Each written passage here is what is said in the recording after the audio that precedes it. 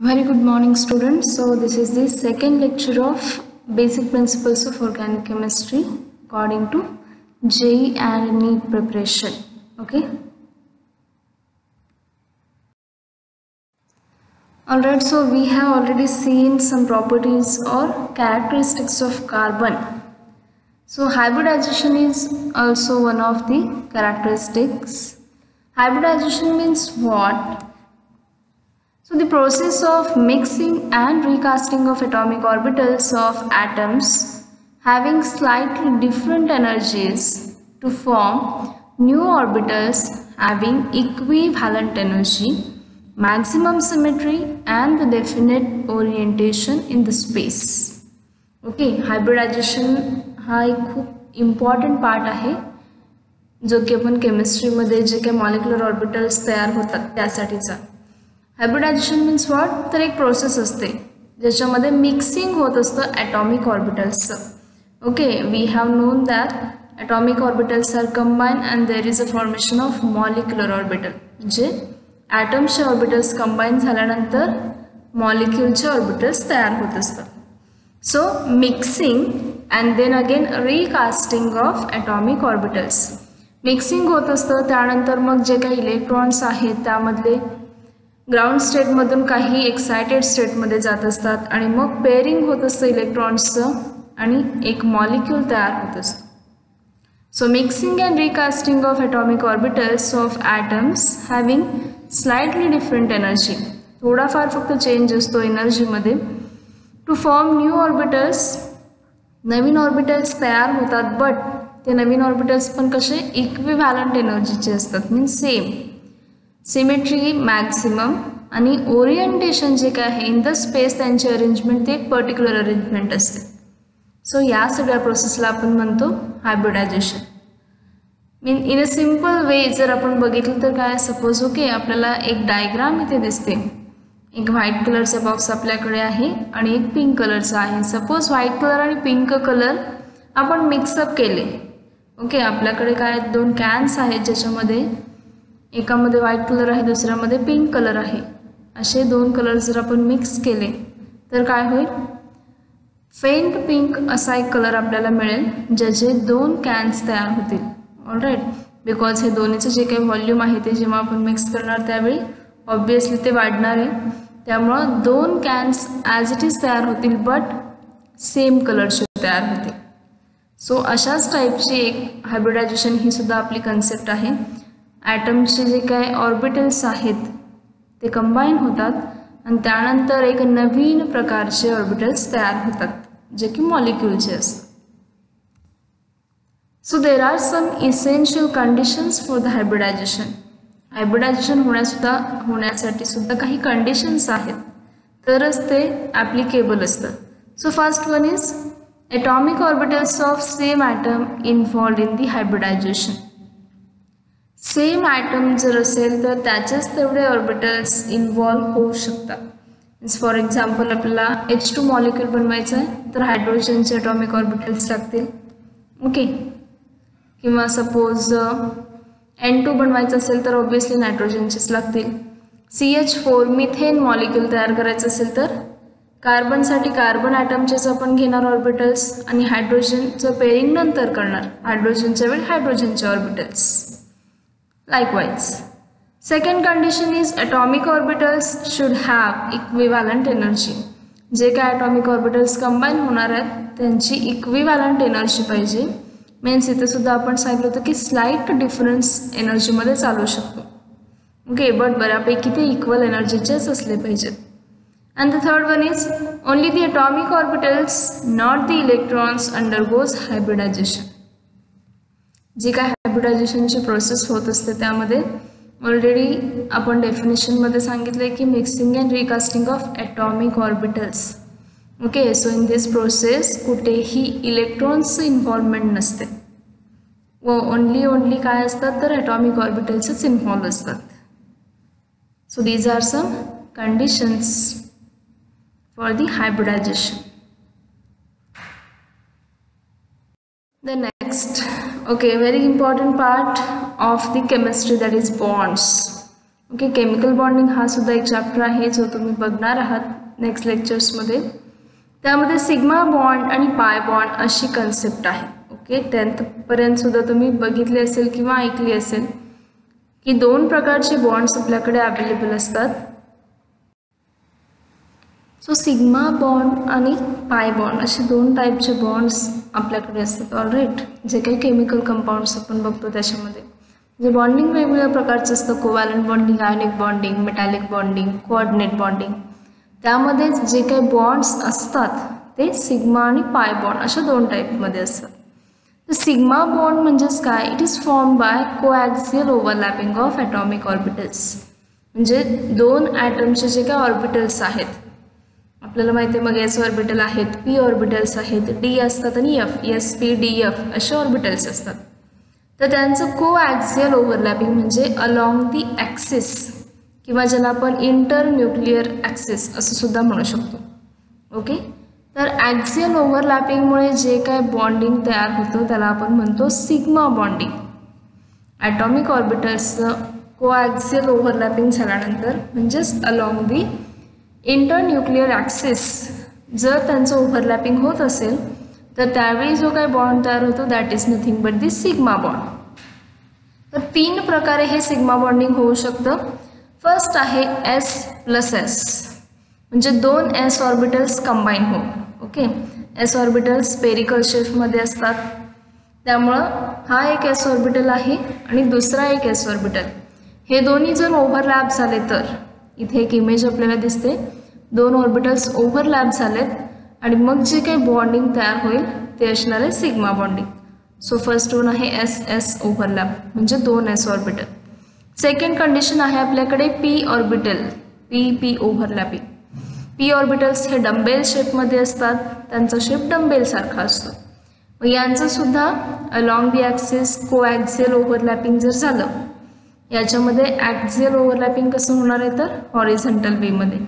त्यामुळं असे 2 P orbital जर कंबाईन झाले अशा पद्धतीने मीन्स अलॉंग दी ॲक्सिस, त्यावेळी सुद्धा सिग्मा बॉन्ड फॉर्म होतो दॅट इज PP ओव्हरलॅप.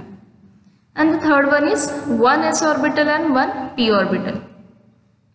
याच्यामध्ये एक S ऑर्बिटल असणार आहे which is in spherical shape and 1 is the P orbital which is in dumbbell shape. So these are also overlap along the axis. यांचं सुद्धा इथे ॲक्सियली overlapping झालं की SP ओव्हरलॅप होईल आणि इथे सुद्धा सिग्मा बॉन्ड फॉर्म होईल. सो 3 वेजमध्ये सिग्मा बॉन्डचं फॉर्मेशन होतं. 1 is SS, second is PP overlapping and third one is 1 S and 1 P.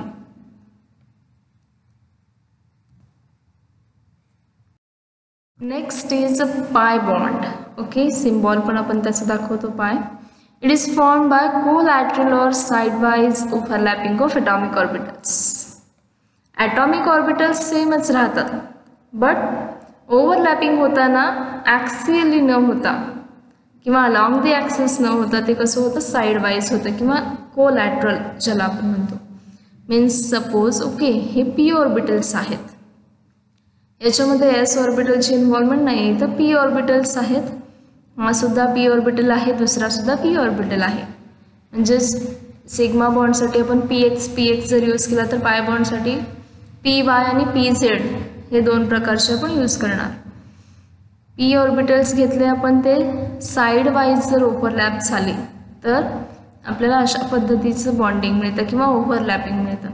Means imagine करा की हा पार्ट ॲज इट इज इथे कंबाईन झालेला आहे, तर ते स्ट्रक्चर फक्त आपण काय लिहिले कंबाईन केल्यानंतर जे होईल ते लिहिलेलं आहे. ओके, किंवा ड्रॉ केलेलं आहे. तर अशा पद्धतीने पाय बॉन्डचं फॉर्मेशन होतं.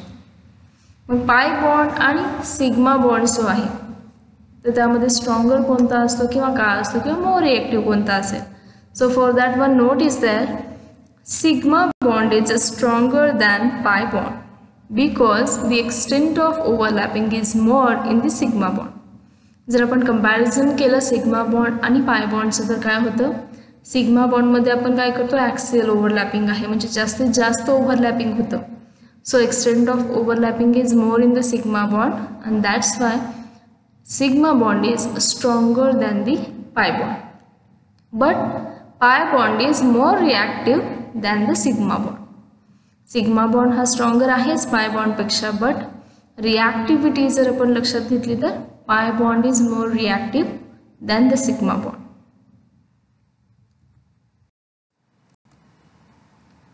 The next, double or triple bonds occur by sideways overlap of orbitals. Okay, आपण कार्बन्समध्ये बघतो सिंगल बॉन्डेड कार्बन्स असतात ज्यांना आपण अल्केन्स म्हणतो. जर डबल बॉन्ड त्याच्यामध्ये प्रेझेंट असेल हायड्रोकार्बन चेनमध्ये दॅट इज अल्कीन, त्याला आपण अल्कीन म्हणतो. आणि ट्रिपल बॉन्डेड असतील कार्बन्स तर त्याला आपण अल्काइन्स म्हणतो. ओके, हायड्रोकार्बनची चेन असेल आणि त्यामध्ये जर कार्बन कार्बनमध्ये ट्रिपल बॉन्ड असेल. सो या पद्धतीने जे काही डबल आणि ट्रिपल बॉन्ड्स आहेत म्हणजेच इन आणि YnE इन, त्यामध्ये सुद्धा डबल बॉन्ड म्हणजेच काय असतो, सिग्मा बॉन्ड आणि पाय बॉन्डचं कॉम्बिनेशन आहे. मग त्यामुळे तिथे साईड वेज ओव्हरलॅपिंग होत असतं, म्हणजेच p ऑर्बिटल्सचं overlapping, py pz pz. Then shape of molecule is determined by sigma bonds and lone pairs but not by the pi bonds. मग या सगळ्यावरून म्हणजे जे काही सिग्मा बॉन्ड्स प्रेझेंट आहेत किंवा लोन पेअर्स प्रेझेंट आहेत यावरून आपण एक काहीतरी कन्क्लुजन काढत असतो की शेप त्या मॉलिक्यूलचा कसा असू शकतो. त्यावरून आपण त्याची जॉमेट्री सांगू शकतो, म्हणजे तो आयदर प्लेनर आहे किंवा स्क्वेअर स्ट्रक्चरमध्ये आहे किंवा ट्रायगोनल आहे किंवा पिरॅमिडल आहे अशा पद्धतीने. सो शेप डिटरमाइन करण्यासाठी आपण वापरतो sigma bonds and loan pairs. त्यामुळे ज्यावेळी आपल्याला शेप एखाद्या मॉलिक्यूलचं सांगायचं असेल तेव्हा सिग्मा बॉन्ड्स आणि लोन पेअर ऑफ इलेक्ट्रॉन्स जे काय असतात, लोन पेअर म्हणजेच फ्री इलेक्ट्रॉन्स जे काय अवेलेबल असतात, जसे की आपण ऑक्सिजनवरती लोन पेअर ऑफ इलेक्ट्रॉन्स दाखवतो, नायट्रोजनवरती दाखवत असतो, किंवा हॅलोजन्स फ्री इलेक्ट्रॉन जे काय आपण त्या ॲटमवरती दाखवत असतो ते म्हणजे लोन पेअर ऑफ इलेक्ट्रॉन्स. आणि शेपसाठी आपण या दोन कंडिशन्स कन्सिडर करतो, sigma bonds and loan pairs. इथे पाय बॉन्ड कुठेही कन्सिडर होत नाही. पाय बॉन्ड्स शॉर्टन दी बॉन्ड स्ट्रेंथ्स. मग हे पाय बॉन्ड जे आहेत ते काय करतात, जे काय नॉर्मल बॉन्ड लेंथ असेल तर थोडंसं शॉर्टन करतात. मग त्या पद्धतीने जर आपण बघितलं तर आपण कन्सिडर करूयात suppose carbon carbon triple bond आहे, then carbon carbon double bond आणि carbon carbon single bond means alkyne alkene and alkane. तर यामध्ये बॉन्ड लेंथ जी काय आहे लेफ्टकडून राईटकडे इन्क्रीज होती, म्हणजेच ट्रिपल बॉन्डपेक्षा डबल बॉन्ड जास्त आहे, डबल बॉन्डपेक्षा सिंगल बॉन्डची बॉन्ड लेंथ जास्त आहे. म्हणजेच हे जे काय आपण सांगितलं की पाय बॉन्ड जर असेल तर तो काय करतो, बॉन्ड लेंथला शॉर्ट करतो. सिंगल बॉन्ड जो आहे तो सिग्मा बॉन्ड असतो, डबल आणि ट्रिपल बॉन्ड असेल तर त्यामध्ये पाय बॉन्ड आणि सिग्मा बॉन्डचं कॉम्बिनेशन असतं. Okay, already I have told you. त्यामुळे काय होतं, ट्रिपल बॉन्डची बॉन्ड लेंथ कमी असते, त्यापेक्षा थोडी जास्त डबल बॉन्डची असते आणि डबल बॉन्डपेक्षाही जास्त सिंगल बॉन्डची असते. आणि याचं एक्झॅक्ट अपोजिट कंडिशन आहे that is bond energy.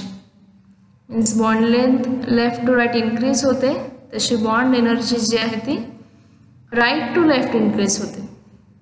Means काय आहे ते inversely proportional. Bond length is inversely proportional to bond energy. त्यामुळे कार्बन कार्बन सिंगल बॉन्डची बॉन्ड एनर्जी सगळ्यात कमी आहे, त्यापेक्षा जास्त डबल बॉन्डची आहे आणि मॅक्झिमम आहे ती ट्रिपल बॉन्डची. ओके, सो अशाच पद्धतीचे क्वेश्चन जे आहेत CET असेल, JEE असेल किंवा नीटमध्ये विचारले जातात या कन्सेप्ट्सवरती. याचेच एक्झाम्पल्स असतात. आपण इथे फक्त 2 कार्बनमधले बॉन्ड्स बघतोय. याच पद्धतीने आपल्याला मोठे मोठे जे काही मॉलिक्युल्स आहेत त्यामध्ये ही कन्सेप्ट यूज करायची असते. Single bond. आता सिंगल बॉन्ड जर प्रेझेंट असेल तर त्यामध्ये नेमके किती सिग्मा बॉन्ड्स असतात आणि पाय बॉन्ड्स किती असतात.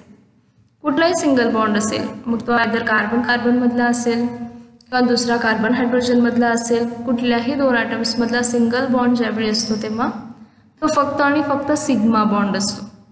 ओके, त्यामुळे एका सिंगल बॉन्डमध्ये एक सिग्मा बॉन्ड प्रेझेंट असतो. Double bond, if we consider the double bond, मग आयदर तो कार्बन कार्बनमधला असेल, कार्बन ऑक्सिजनमधला असेल, नायट्रोजन नायट्रोजनमधला असेल, कुठलाही डबल बॉन्ड कन्सिडर केला तर त्यामध्ये 1 sigma bond and 1 pi bond. एक बॉन्ड असतो तो ॲक्सियल ओव्हरलॅपिंगमुळे झालेला असतो, दुसरा बॉन्ड हा लॅटरल ओव्हरलॅपिंगचा असतो. So one is sigma bond and another one is pi bond. Likewise triple bond जर कन्सिडर केला आपण तर त्यामध्ये सुद्धा ॲक्सियल आणि लॅटरल असे दोन्ही ओव्हरलॅपिंग असतात. इथे सुद्धा सिग्मा बॉन्ड एकच असतो बट पाय बॉन्ड्स दोन असतात. So this is very important. Single bond means only 1 sigma bond, double bond means 1 sigma plus 1 pi bond, and triple bond means 1 sigma bond plus 2 pi bonds. Okay, so these are some examples. Suppose H2 gas आपण consider केला H-H. okay, तर यामध्ये काय single bond, so याच्यामध्ये फक्त sigma bond present आहे.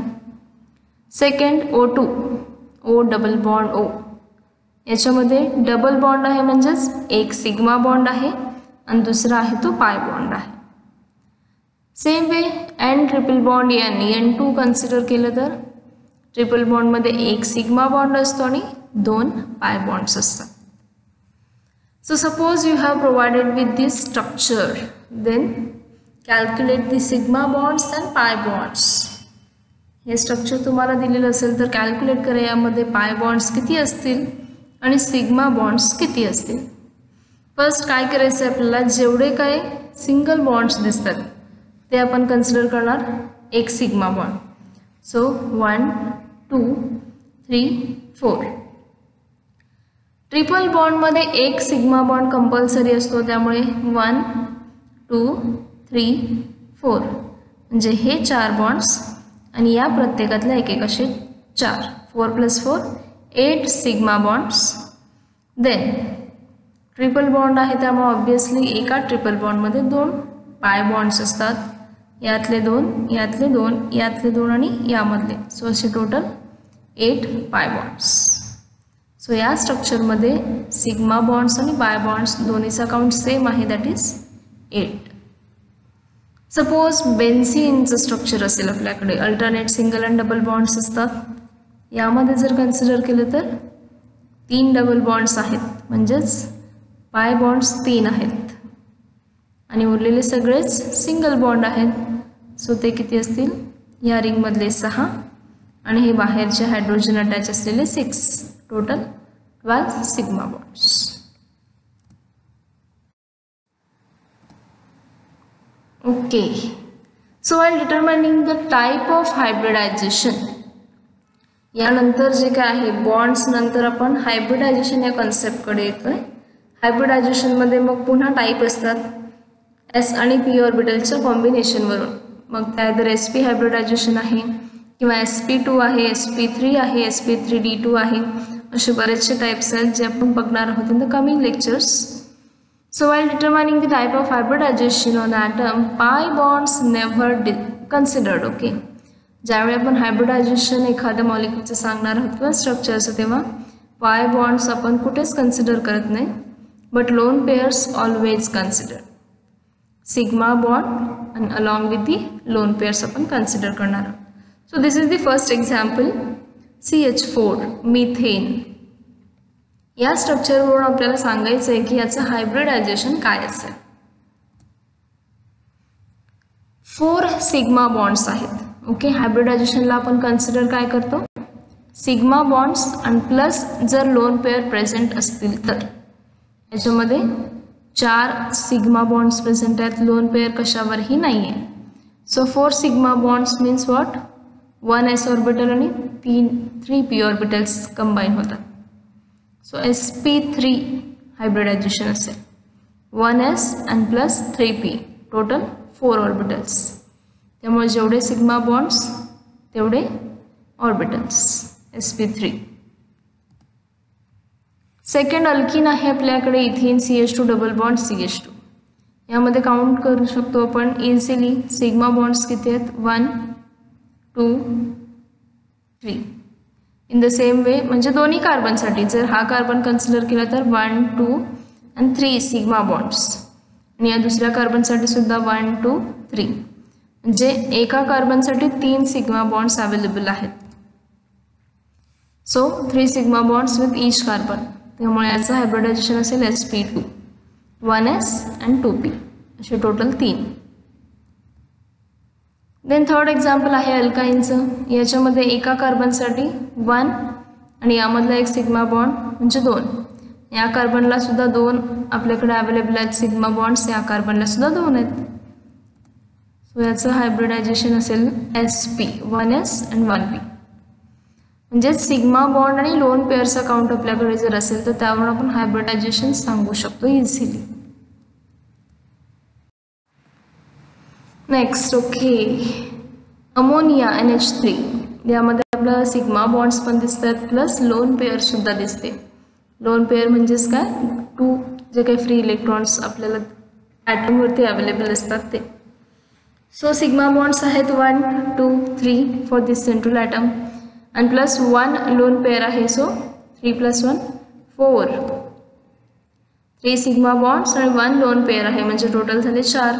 So hybridisation is sp3. Next HOH water H2O. ऑक्सिजनवरती 2 loan pairs आहेत आणि 2 sigma bonds, 2 + 2 4, sp3 hybridisation. Likewise N triple bond N. या नायट्रोजनवरती एक लोन पेअर आहे, या नायट्रोजनवरती पण एक लोन पेअर आहे आणि सिग्मा बॉन्ड दोन्हीला सुद्धा एकच सिग्मा बॉन्ड येतो. त्यामुळे 1 सिग्मा बॉन्ड आणि 1 लोन पेअर आहे ऑन ईच नायट्रोजन. त्यामुळे नायट्रोजनचं जे काय हायब्रिडायझेशन आहे एका नायट्रोजनसाठी ते असेल sp, 1s and 1p. Okay, all right. Then म्हणजे number of sigma bonds, pi bonds कशा पद्धतीने असतात आणि त्यानंतर हायब्रिडायझेशन. ॲक्च्युली हायब्रिडायझेशनची जी काही कन्सेप्ट आहे ती आपण पुढच्या लेक्चर्समध्ये कंटिन्यू करणार आहोत because it is slight bigger concept. Okay, थोडीशी मोठी कन्सेप्ट आहे बट इम्पॉर्टंट आहे. बरेचसे क्वेश्चन्स या पार्टवरती असतात. सो सिग्मा आणि पाय बॉन्ड्सवरचे काही क्वेश्चन्स